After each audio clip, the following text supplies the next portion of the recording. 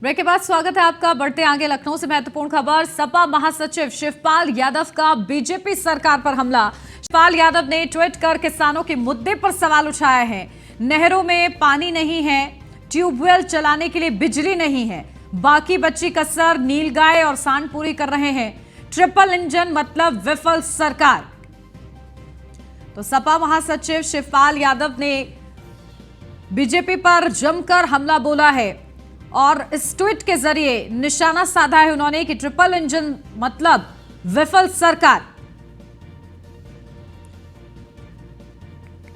तो चुनाव से पहले हमले और ज्यादा तीखे होते हुए नजर आ रहे हैं, जहां सपा महासचिव शिवपाल यादव ने यह ट्वीट किया है। किसानों के मुद्दे पर उन्होंने सवाल खड़े किए हैं बीजेपी के लिए, जहां कहा है कि नहरों में पानी नहीं है, ट्यूबवेल चलाने के लिए बिजली नहीं है और बची कुची कसर जो है वो नीलगाय और सांड पूरी कर देते हैं। यानी कि किसान किस कदर परेशान हैं, उनकी परेशानियों का जिक्र किया है। उसी के साथ साथ उन्होंने बीजेपी पर भी जमकर निशाना साधा है। कहा है डबल इंजन सरकार की पहले ही लोग बात करते थे और अब ट्रिपल इंजन की सरकार है और इसका मतलब उन्होंने कहा है कि विफल सरकार की। ट्रिपल इंजन सरकार मतलब विफल सरकार।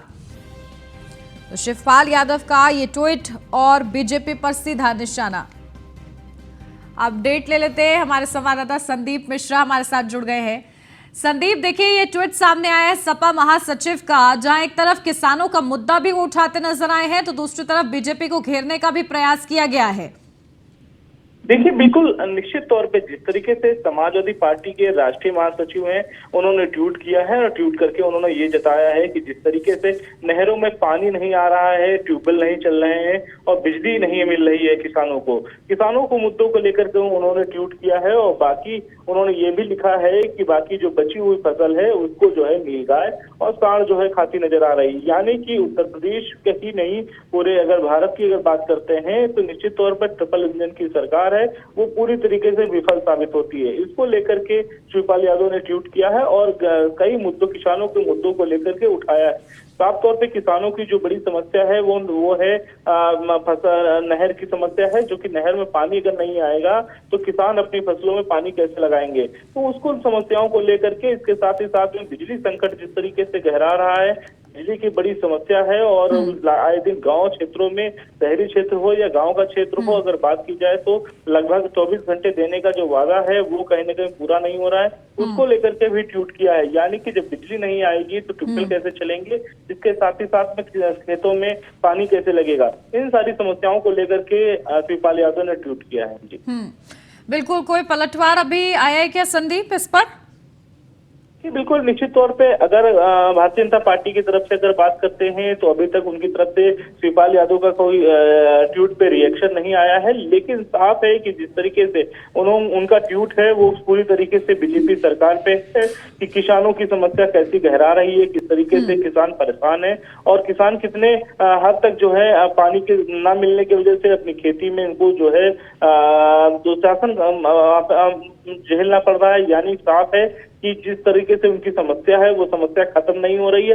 ऐसे में सरकार से उन्होंने ट्रिपल इंजन की सरकार को फेल होने का जो एक नारा दिया है वो साफ है कि जिस तरीके से उत्तर प्रदेश ही नहीं पूरे भारत में ट्रिपल इंजन की सरकार है वो कहीं ना कहीं फेल साबित होती नजर आ रही है। उसको लेकर के उन्होंने ट्वीट किया है, सरकार पर निशाना साधा है और उन्होंने ये कहा है किसान कैसे परेशान है, किस तरीके से किसान अपनी समस्या नहीं कह पा रहे सरकार से। बिल्कुल, तो देखिए एक बार फिर से चुनाव से पहले किसानों का मुद्दा विपक्ष उठा रहा है, किस तरीके से बीजेपी जवाब देती है देखना होगा। बहुत शुक्रिया आपका संदीप। बिहार के सिवान में गोड्डा के युवक की पिटाई की गई। पिटाई के बाद युवक को ट्रेन से गोंडा भेज दिया गया। मनकापुर पहुंचते युवक की ट्रेन में मौत हो गई। हरियाणा के लोगों पर पिटाई करने का आरोप है। युवक ने किया था WFI अध्यक्ष का समर्थन। युवक के समर्थन से नाराज होने पर उसकी पिटाई कर दी गई। युवक की मौत से कटरा बाजार में तनाव का माहौल है। शव लेकर थाने जाने को निकले समर्थक। सांसद, प्रतिनिधि और समर्थक पहुंच रहे हैं कटरा बाजार। कटरा बाजार में लगी है कई थानों की पुलिस। तो मनकापुर पहुंचते युवक की ट्रेन में मौत हो गई। इस कदर उसकी पिटाई की गई कि उस युवक की मौत हो गई। बताया जा रहा है कि WFI के अध्यक्ष बृजभूषण शरण सिंह का उसने समर्थन किया था, यही उसका अपराध बन गया जिसके चलते इस कदर उसकी पिटाई की गई कि कि उसकी मौत हो गई। अपडेट ले लेते हैं, हमारे संवाददाता कादिर अंसारी जुड़ गए हमारे साथ। कादिर, क्या कुछ जानकारी मिल रही है इस पूरे मामले में? देखिए, इस कदर उसकी पिटाई की गई कि उसकी मौत ही हो गई है। इस पूरे मामले में बताया जा रहा है कि बृजभूषण शरण सिंह का समर्थन कर दिया था, बस यही अपराध था उसका। देखिए, जिस तरीके से इसकी पिटाई की गई है, इसने बृजभूषण शरण सिंह का समर्थन किया था और ये पूरी घटना बिहार में घटित हुई है। जिस तरीके से इस युवक की जमकर पिटाई की गई है, हालांकि इस पर चोरी का आरोप लगाया गया है और जिन लोगों ने पीटा है उसके गैंग के बारे में पूछ रहे हैं। जिस तरीके से इस पूरे मामले पर अब परिवारजन जो है कटरा बाजार इसको लेकर के आए हैं और थाने के पास में सौ रखा है और ये लोग मांग कर रहे हैं कि इनका मुकदमा जो है यहीं पे लिखा जाए और जो भी जांच हो वो यहीं हो।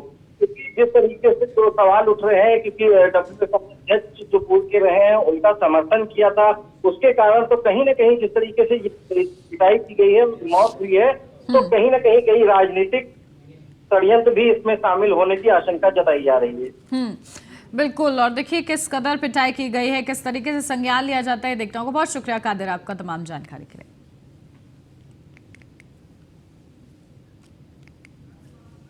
गोरखपुर से अब खबर, कार चालक ने 2 महिलाओं को रौंदा है। हादसे में एक की मौत हो गई है, दूसरी गंभीर रूप से घायल है।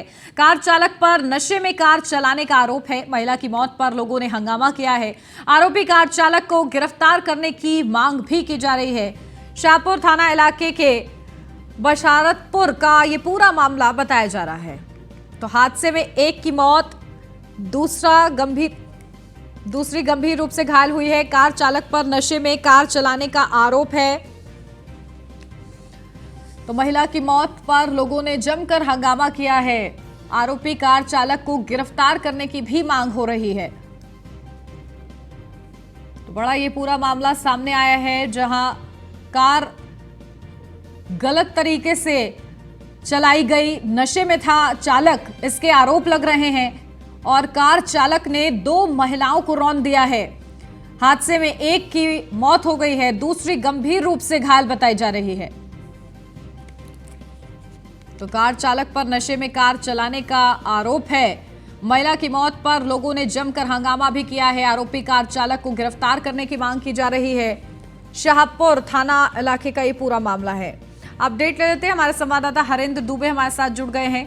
हरेंद्र, क्या कुछ अपडेट है इस पूरे हादसे पर? देखिए, 2 महिलाओं को रौंद दिया है, चालक पर गंभीर आरोप है, कुछ पता लगा है, क्या संज्ञान लिया गया इस पूरे मामले पर?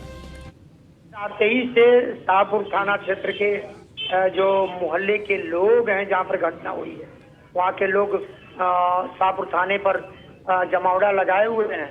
फिर वे पुलिस ना जाने किस मद में चूर है कि मुकदमा नहीं दर्ज कर रही है। दूसरी चीज, कार चालक की गिरफ्तारी की जो मांग की जा रही है, अधिकारी कुछ भी आश्वासन देते नजर आ नहीं रहे हैं।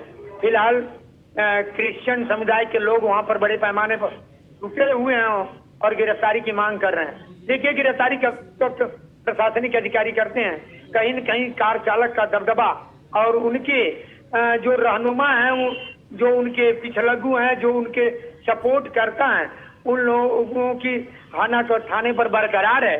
फिलहाल पीड़ित पक्ष मुकदमा दर्ज कराने सहित गिरफ्तारी की मांग पर अड़ा हुआ है। बिल्कुल, देखिए लगातार हंगामा भी किया जा रहा है। क्या स्थिति फिलहाल बनी हुई है? स्थिति देखिए, स्थिति थाने पर लोग बड़े पैमाने पर जुटे हुए हैं, लोगों के अंदर आक्रोश व्याप्त है।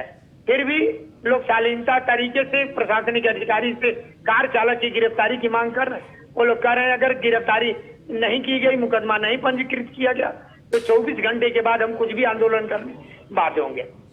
बिल्कुल, ठीक है, बहुत शुक्रिया हरेंद्र आपका तमाम जानकारी के लिए। मेरठ से अब खबर, कल डीजीपी और प्रमुख सचिव करेंगे बैठक। कांवड़ यात्रा को लेकर दोनों अधिकारी बैठक करेंगे। मेरठ प्रशासन कांवड़ यात्रा को लेकर मुस्तैद हो गया है, तो कल डीजीपी और प्रमुख सचिव बैठक करेंगे। कांवड़ यात्रा को लेकर खास तौर से बैठक की जाएगी। अधिकारी भी इसमें मौजूद रहेंगे। कई जरूरी दिशा निर्देश दिए जाएंगे अधिकारियों को कि कांवड़ यात्रा के दौरान किसी भी तरीके से कोई अव्यवस्था सामने ना आए, ये सुनिश्चित करें। तो कल डीजीपी और प्रमुख सचिव बैठक करेंगे। तो मेरठ से बड़ी अपडेट, कांवड़ यात्रा को लेकर दोनों अधिकारी करेंगे बैठक। तो मेरठ प्रशासन कांवड़ यात्रा को लेकर मुस्तैद है। अपडेट लेते हैं, अतुल हमारे संवाददाता जुड़ गए हैं मेरठ से। अतुल, क्या कुछ जानकारी है कांवड़ यात्रा को लेकर? कल डीजीपी और प्रमुख सचिव बैठक करने वाले हैं, क्या अपडेट उस बारे में?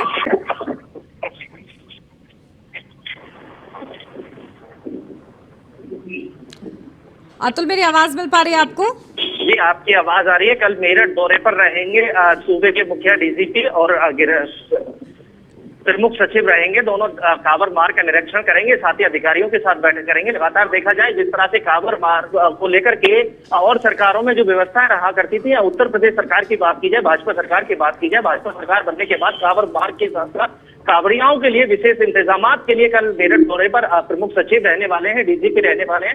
सुरक्षा व्यवस्था के इंतजाम का जायजा लेंगे। लगातार देखा जाए तो जिस तरह से पिछले बीते वर्ष की बात की जाए तो मेरठ में एक हंगामा देखने को मिला था, उसी को लेकर के पहले से ही अधिकारियों को साफ निर्देश दिए जा चुके हैं, किसी भी तरह से सुरक्षा व्यवस्था में चूक ना हो।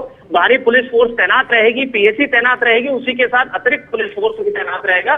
सीसीटीवी कैमरे के निगरानी में कांवड़ यात्रा निकाली जाएगी। मेरठ से मुजफ्फरनगर, बागपत जितने भी मार्ग हैं, अगर बात की जाए तो मेरठ में 8 मार्ग चिन्हित किए गए हैं। उन 8 मार्गों पर होकर के कांवड़ यात्रा को निकाला जाएगा, जिसको लेकर के कल मेरठ दौरे पर डीजीपी रहेंगे, प्रमुख सचिव रहेंगे, दोनों की बैठक होगी। अधिकारियों के साथ और जनप्रतिनिधियों के साथ बैठक करेंगे, क्या व्यवस्था और सुनिश्चित की जाए, जिस तरह से अच्छी तरह से जो कांवड़ यात्रा है उसको निकाला जा सके, किसी भी तरह से जो कांवड़िया हैं उनको दिक्कत परेशानी का सामना ना करना पड़े, उसी को लेकर के कल की बात की जाए तो मेरठ में आज से ये जो प्रशासनिक अधिकारी हैं, पुलिस अधिकारी हैं, वो व्यवस्थाओं पर जुट बड़ी चुके हैं। बैठक है और जरूरी दिशा निर्देश इस बैठक के जरिए दिए जाएंगे। नजर बना के रखिएगा। बहुत शुक्रिया अतुल आपका। बढ़ते आगे कन्नौज से अब खबर। पूर्व प्रधान के हत्यारे से पुलिस की मुठभेड़ हुई है। मुठभेड़ के दौरान आरोपी को गोली लगी। पुलिस ने आरोपी और उसके साथी को गिरफ्तार किया है। आरोपी को इलाज के लिए अस्पताल में भर्ती कराया गया है। हत्या के कुछ ही घंटे बाद पुलिस से मुठभेड़ हुई है। पूर्व प्रधान रामदास की गोली मारकर हत्या की गई थी। अपडेट ले लेते हैं, हमारे संवाददाता राहुल जुड़ गए हमारे साथ। राहुल, क्या कुछ जानकारी है इस पूरे मामले में? किस तरीके से अब प्रशासन अलर्ट है इस पूरे मामले के बाद?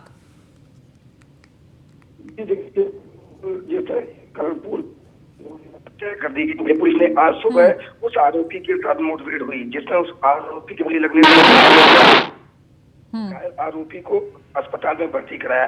हालांकि इस मामले में पुलिस अधीक्षक अनुपम सिंह ने कहा है कि हत्या हुई थी, जिसके बाद पुराने रंजिश का मामला बताया जा रहा था। वहीं पुलिस ने आज मुखबिर की खास सूचना पर उसकी घेराबंदी कर जब उसे घेरा गया तो उस आरोपी ने पुलिस पर ही फायर कर दिया। वहीं जंगली फायर में पुलिस ने फायर किया, जिसमें आरोपी के गोली लग गई, जिससे वह गंभीर रूप से घायल हुआ। हालांकि पुलिस ने घायल आरोपी को भर्ती कराया, जहाँ उसका उपचार जारी है। बिल्कुल ठीक है, बहुत शुक्रिया राहुल आपका तमाम जानकारी के लिए। लखनऊ से अब खबर। स्मारकों में शादी पार्टी बुकिंग का फैसला रद्द कर दिया गया है। सरकार समिति बोर्ड ने अपने फैसले को रद्द किया है।